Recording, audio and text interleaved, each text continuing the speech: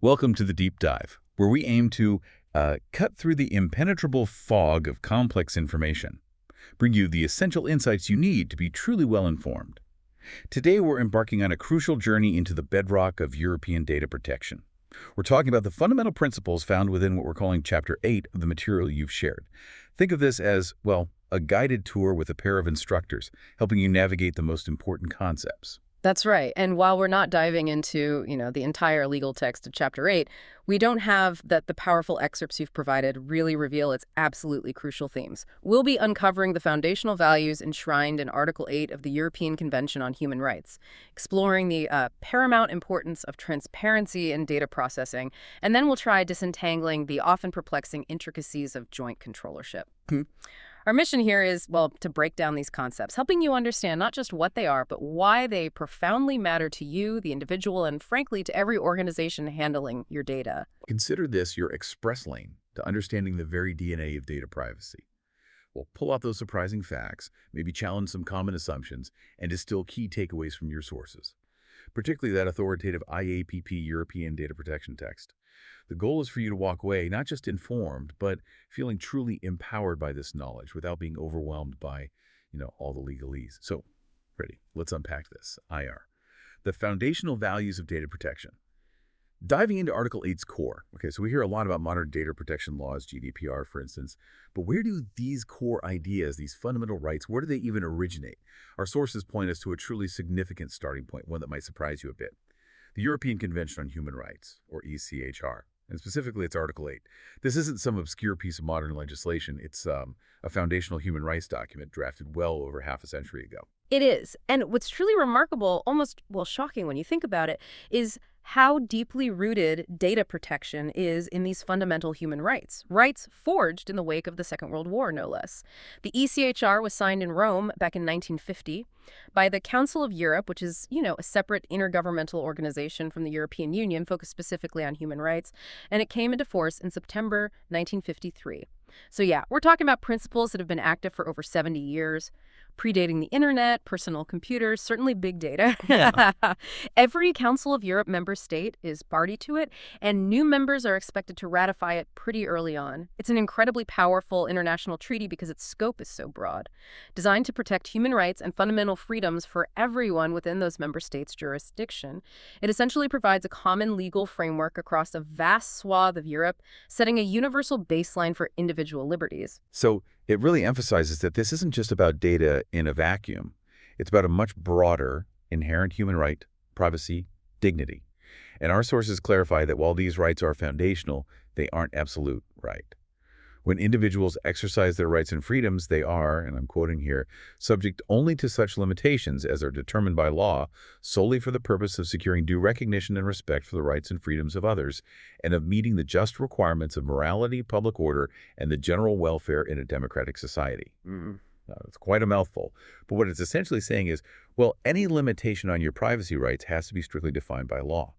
And for a legitimate purpose, like protecting others' rights or maintaining public order, it's a crucial balancing act, isn't it? It absolutely is, finding that delicate equilibrium. And from this foundational ECHR, our sources extract what Article 8 enshrines as certain core values for the protection of personal data. These aren't just abstract concepts. They are the very blueprint for how personal data should be handled, reflecting the essence of privacy as a fundamental human right, even back when today's kind of data processing was, unimaginable. So, first, the processing must be fair. This means data should be handled in a way that respects the individual's interests and expectations. No misleading stuff, no deception. It implies transparency, honesty. Second, the processing must be carried out for specified purposes. You can't just collect data generically and then figure out what to do with it later. You need a clear, upfront, legitimate reason before you even begin. Right, no fishing expedition. Exactly. Third, there must be a legitimate basis for the processing. This ties directly into the legal grounds required by laws like GDPR. Is it consent? Is it needed for a contract? A legal obligation, a legitimate interest. You can't just process data because, you feel like it. Yep. Fourth, and this is hugely empowering for you as the individual. You must have the right to access and rectify personal data. This lets you see what information an organization holds about you and critically fix any inaccuracies. I mean, imagine the impact of wrong medical data or an old address. This right helps ensure your digital self is accurate. Absolutely critical. And finally, fifth, there must be a supervisory authority to oversee compliance. This independent body is absolutely vital for enforcement. It gives individuals a place to complain if their rights are infringed and holds organizations accountable. Without it, these rights might just be words on paper. This truly sounds like the philosophical and legal precursor for so many modern data protection laws, doesn't it? It's clear how these early principles, rooted in human rights, have flowed directly into regulations like GDPR. And the source also notes that any limitations to these rights must align with Article 52 of the Charter, that's the EU's Charter of Fundamental Rights, mirroring the necessity and proportionality found in the ECHR itself. So what does that mean? It means any restriction on your data rights must be necessary and proportionate. Exactly. You can't just broadly restrict rights. The restriction must be narrowly tailored, truly essential for a specific legitimate goal. It's not about convenience for the data collector. It's about strict justification. Precisely. And these aren't just theoretical principles. They are powerful legal tools with real-world consequences when violated. We see their practical application, or maybe the stark consequences of their violation, in landmark cases, like the joint cases of Telly Farage and Tom Watson from December 2016. In that ruling, the European Court of Justice, the ECJ, Europe's highest court, found that general and indiscriminate retention of data by telcos, even when mandated for fighting crime under national laws, was incompatible with the e-privacy directive. Right. Just to clarify, the e-privacy directive, often called the cookie law, that's the EU law specifically focused on confidentiality of electronic communications. Yeah. That's the one. And the ECJ viewed that directive in light of the Charter. Particularly Article 7, right to private life, Article 8, data protection, Article 11, freedom of expression, and Article 52.1 on scope of rights. This was a monumental decision because it powerfully underscored how central Article 8's principles are. The court essentially said that even for a big public interest, like fighting serious crime, a blanket approach to data retention, where everyone's data is kept, no discrimination, no specific conditions, no clear link to suspected crime. It's just too intrusive. It violates fundamental human rights. Wow. Yeah, it sends a clear, resounding message. Mass, untargeted surveillance, even if intended for noble purposes, cannot override these core data protection values. It actually forced entire governments to rethink their national security data retention policies. Big impact. Right. 2, transparency of processing. A cornerstone of Chapter 8.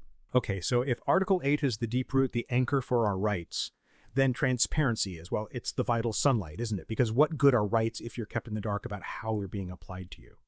Our sources highlight that Chapter 8 covers the transparency of processing extensively. Sounds simple, but what does it really entail for organizations and for us, the individuals? Is it just about having a privacy policy buried somewhere that nobody reads? Or is there like a profound shift in expectation here? You've absolutely hit on a crucial point. Transparency is about making sure individuals genuinely understand how their data is being used. And it goes way beyond just having a policy document somewhere. It's about making that information accessible, comprehensible, delivered in a timely way so that you, the data subject, can actually make informed decisions. The GDPR, for instance, specifically states that when member states create rules for processing employee data under Article 88, they must pay particular regard to the transparency of processing. That's a strong signal, right? Transparency isn't just an afterthought. It's a core, non-negotiable requirement, especially in sensitive areas like employment where there's that inherent power imbalance. It really reflects a fundamental shift from a passive notice and consent model to a more proactive explain and empower approach. So how do organizations actually achieve this transparency in practice? Because let's be honest, how many of us really read those notoriously long privacy policies? I mean, studies often show less than 1% engagement. That doesn't sound very transparent if no one can understand them or find the relevant parts. It almost feels like a legal formality, not real communication. That's precisely the challenge our sources address, and it brings us to a key insight. The real objective isn't just about having a policy, but about designing for understanding. While privacy notices are broadly used to inform individuals, best practice, as our sources emphasize, recommends short layered privacy notices and on-time privacy notices, for example, pop-up windows, instead of long legal texts. This move isn't just a suggestion, it's a direct practical response to how people actually behave. It forces companies to move beyond mere disclosure to true, effective communication. Layered notices and pop-ups. Okay. Yeah. Layered notices, for example, give you concise, easily digestible info up front, like a headline, a few bullet points, with the option to click through and dig deeper if you want. And pop-up windows or just-in-time notices, they deliver information exactly when it's most relevant, like right before a specific new data processing activity is about to happen. It's about delivering information effectively, making it actionable and understandable at the point of decision, not just burying it on some hidden web page. This active delivery, this ease of understanding, that's what truly enables transparency. And it goes beyond just being short. Clearly, the language itself matters, right? You mentioned plain language, which, feels revolutionary in the legal world. Absolutely. And the sources give concrete examples that really highlight the importance of tailoring communication.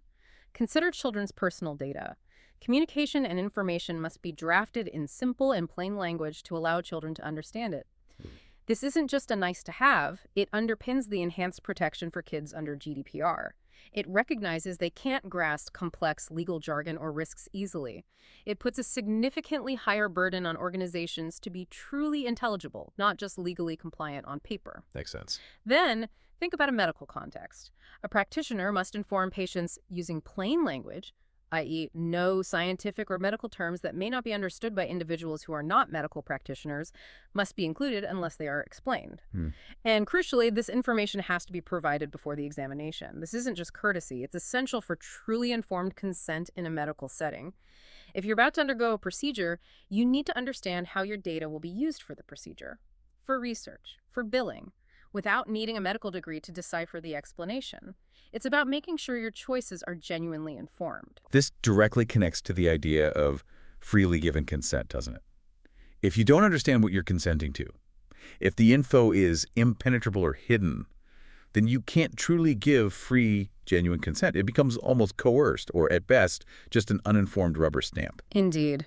Transparency is deeply intrinsically intertwined with consent. It's the necessary precursor. Freely given consent means the data subject must have a genuine choice and be able to refuse or withdraw consent without detriment. Anything less is unlikely to be valid. If you feel compelled to give consent because you can't get a service otherwise, or if the information is so obscured you can't grasp the implications, well, that choice isn't genuine, is it? No. And the GDPR specifically enshrined the previous directive's requirement for unbundled consent. This is a critical insight. It means consent shouldn't be tied to other issues, like buying a service that doesn't inherently require that specific data processing. For instance, you shouldn't have to agree to marketing emails just to complete an online purchase, right? That's annoying. Exactly. The regulation specifically targets these common scenarios where companies would bundle consent for multiple, often unrelated purposes into one big accept all button, making it impossible to consent to one thing without consenting to everything else. It prevents organizations from creating these artificial dependencies. Furthermore, for mobile apps, our sources highlight a very common, very frustrating scenario. Consent for data processing that is not essential for the app's main function will generally not be valid if the user has to give it to use the app. Think about an app needing access to your photos or precise location for features totally unrelated to its core purpose, like a simple calculator app demanding camera access. I wouldn't need that. Exactly. If you can't use the app without granting that permission, your consent just isn't freely given. You lack genuine choice. And finally, consent needs to be specific, meaning users should be able to consent to particular types of processing, not just a blanket yes to the whole privacy policy. This requires granular options, letting you opt in or out of different data uses independently. So it sounds like transparency isn't just a nice to have, it's absolutely fundamental to proving compliance. It's not enough for an organization to say they're transparent, they have to show it and be able to prove it. Exactly right. The GDPR explicitly reinforces all privacy principles by imposing the burden of proof upon organizations, requiring them to present evidence at any time upon a supervisory authority's request. This is a monumental shift. It means companies must not only be transparent, but also be able to demonstrate that transparency in their practices. It flips the onus. From you, the individual, having to prove non-compliance, to the organization having to proactively prove compliance. This might involve keeping detailed records, how consent was obtained, how notices are presented, how data subject requests are handled, robust data mapping, showing what data is processed, why, by whom. It requires a proactive, deeply embedded approach to data protection. Moving beyond mere tick box exercise exercises to genuinely integrating privacy into their corporate DNA. It's about accountability from the ground up.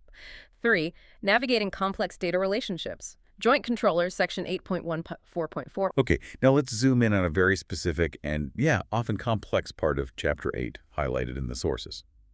Joint controllers.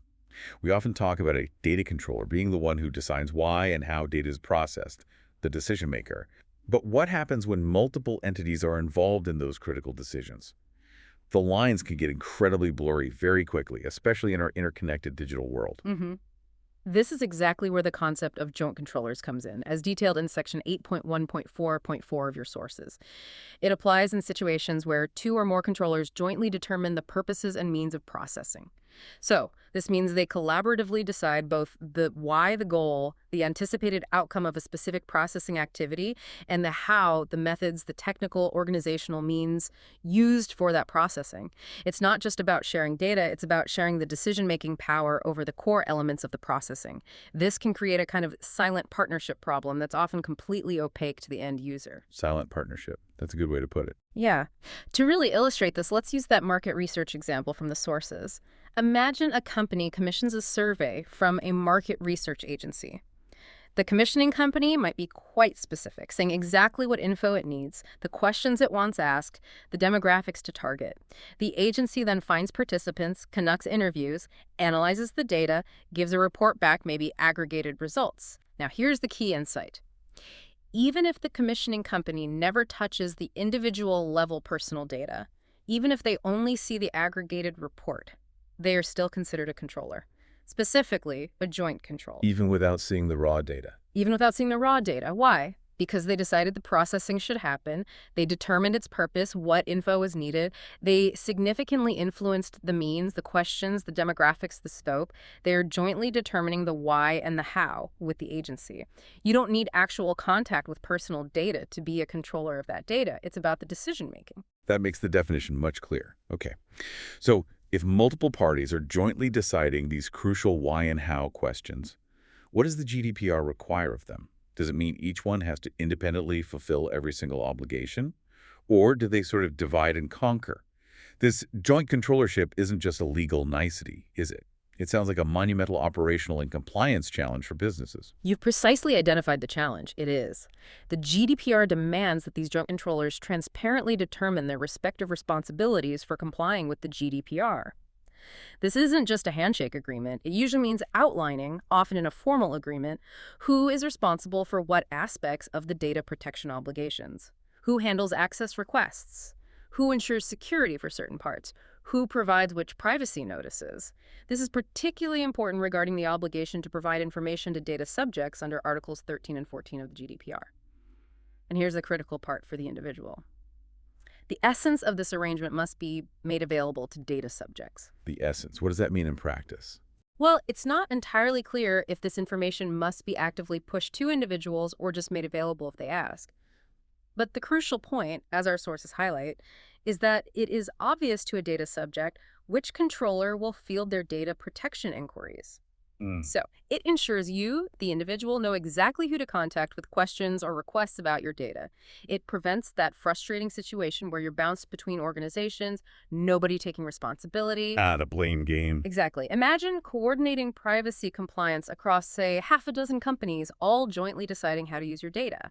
The potential for regulatory fines, if even one link in that chain fails, is staggering. It's leading many to really reevaluate their entire data sharing ecosystems. But yeah, that clarity for the individual is vital for exercising rights.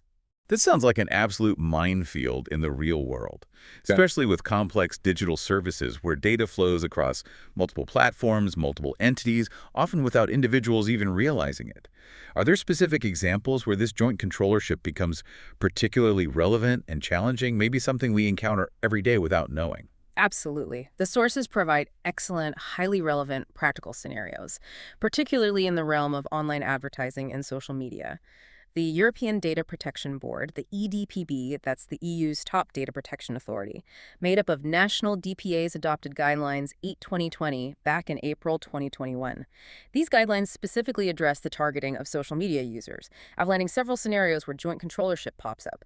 This is almost certainly where your data becomes part of a complex joint relationship without your direct knowledge. Okay, let's hear them.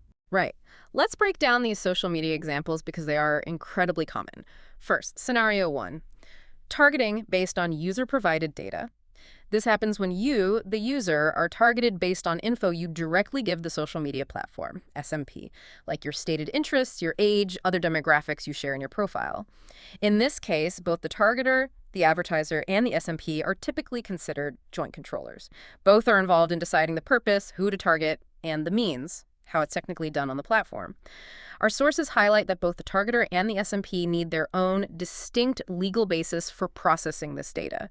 And importantly, just relying on performance of contractual obligations, like saying it's in the user agreement for this kind of targeting, that's considered unsuitable. You need a specific, valid reason beyond just the core service. Okay, so terms and conditions aren't enough for targeting. Generally not for this kind, no. Next, consider scenario 2. Targeting based on data provided by the targeter to the SMP. Here, an advertiser gives the SMP a list of addresses or other identifiers to target, maybe a customer list they already have. This is often called custom audiences. In this situation, the targeter is the controller for providing that data to the SMP. Right. They decided the purpose, Miragi, reach existing customers, find lookalikes. The SMP then becomes the controller for using that data to display ads to that specific audience. Again, both are joint controllers. Each needs a distinct legal basis for their part. It's a shared responsibility for the why and how of getting those ads to specific individuals, possibly ones you have a prior relationship with. And you, the user, are largely unaware of this data transfer happening behind the scenes. The third scenario the EDPB addressed is maybe the most pervasive and interesting. Targeting based on inferred data. This is data generated by the controller based on your behavior, your browsing history, your clicks, your likes, other interactions on a platform. This activity then leads the platform to infer certain interests, characteristics, or segments about you, like avid gamer, interested in home decor, likely to buy a new car. Our sources state that here, too, the EDPB concludes it will typically be a joint controller situation, meaning both the SMP, that infers the data from your activity, and the targeter, who benefits from that inference, need their own legal basis for that processing. This covers the vast majority of personalized advertising we see today. So basically, almost all targeted ads involve joint controllership. Very often, yes. It means every time you engage with a social media platform, your actions are likely contributing to a profiling process that then feeds into joint controller arrangements with advertisers you've never directly engaged with. That truly sheds light on the complexity. So, for all these scenarios, what does this joint controllership mean for my rights as a user? How can I find out why I'm seeing a particular ad or what information is being used to target me, especially if it's inferred data? It feels like peeling back a very opaque onion. It absolutely is, and the EDPB guidelines provide strong protections precisely because of that opacity. Data subjects should be able to know the identity of the targeter. It's not enough for an ad to just appear. You should know who placed it, who's trying to reach you. Furthermore, controllers must facilitate access to information about the targeting itself, including the specific targeting criteria used, and any other info required by Article 15 of the GDPR, your right to access your personal data. What kind of info? Well, details of the actual personal data used for the profiling, the categories of data used to build the profile, like browsing history, purchase intent, a description of the data used as input for the profile, and details of which segments you've been placed into, like young professional interested in travel. So if you're in the eco-conscious parent segment, you should be able to understand how you got there and what data was used. The EDPB even suggests SMPs implement mechanisms for users to independently check their profile information, including data collected and sources used. This pushes beyond just a passive policy to active user control and transparent tools. That would be helpful. Joint controllership can also complicate another key right: data portability challenges. What happens when you request to port your data, get it in a usable format, maybe move it elsewhere, but that data includes personal info about others? Like, you download your social media data and it has messages or photos of your friends. Our sources note that regulators often argue the requester was responsible for providing that data and getting consents from those third parties in the first place. Kind of shifts the burden onto you. Oh, okay. However, this doesn't fully resolve it for the organization fulfilling the request. An organization providing data based on a portability request still faces legal jeopardy. They could be found liable for wrongly disclosing personal data about others, especially if they can't verify third-party consents. It highlights this persistent tension between empowering the individual with data portability and the organization's duty to protect the privacy of everyone whose data might be swept up in that request. It's a very complex area, still being debated legally and practically. Yeah, tricky. And finally, while not explicitly about joint controllers, the sources bring up the establishment question and the Weltimo case. This seems highly relevant to how these complex, multi-entity, cross-border situations are assessed. How did this ECJ case clarify the reach of data protection law? How does it relate? Right, the Weltimo case. It's vital because it significantly clarified how data protection law applies across borders within the EU. Weltimo was a Slovakian company, running a website advertising Hungarian properties, written in Hungarian, charging Hungarian users eventually. The company had no physical office in Hungary, but the ECJ took the view that even minimal activities in a member state can trigger the application of that member state's data protection law. It found Weltimo had an establishment in Hungary for the purposes of the law if it had a degree of stability of the arrangements and whether there is an effective exercise of activities there, even if that establishment was just a website targeting users in that country. So, just targeting a country can count as being established there for data protection. Under certain conditions, yes. This broad understanding of establishment can lead to situations where multiple entities in different locations, even without a physical office or legal entity in a country, might be deemed joint controllers or otherwise fall under the jurisdiction of a specific member state's DPA, simply because their activities are intrinsically linked to processing data within that member state. It greatly expands the geographical scope of who might be considered jointly responsible, regardless of where their headquarters are, or whether they even realize they have an establishment there. This makes the rules on transparent responsibility and joint controllership even more crucial. It underlines the expansive, far-reaching nature of EU data protection law. It's a clear message. If you target EU citizens, EU law applies, and you might find yourself jointly liable. Outro. Wow, okay. That was a truly eye-opening deep dive into what we can infer about Chapter 8. We started with those foundational human rights principles in Article 8 of the ECHR, moved into the critical importance of transparency, clear, simple, unbundled processing, and then tackled the often hidden complexities of joint controllership, especially with social media, advertising, and the reach shown by cases like Weltimo. Right. Our exploration of these topics, from the general principles right down to specific real-world challenges like Tele2's fridge or social media targeting, it really shows how these legal frameworks are constantly adapting, and frankly, often struggling to keep pace with our rapidly evolving digital world. Yet the core emphasis on individual rights, genuine consent, and organizational accountability that's consistent throughout. It's clear the spirit of protecting human dignity through data protection remains at the forefront, pushing organizations to be more responsible stewards of your personal information. So what does this all mean for you, the listener, in your daily life?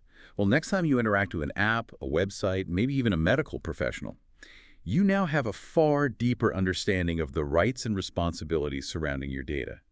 It's about knowing that the why and how of data processing should be crystal clear, and that organizations have a real burden to prove they're acting transparently and responsibly, especially when multiple entities are involved in that often unseen dance of data.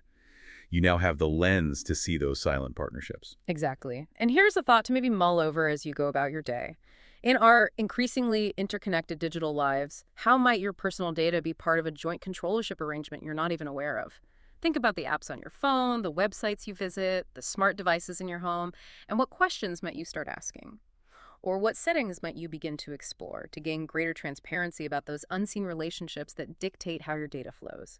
Understanding who is truly responsible for your data, even indirectly, is, well, key to protecting your digital self. Powerful stuff to consider, and a fantastic challenge for us all.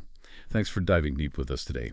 We hope this has given you a significant shortcut to being well-informed and empowered in your digital life.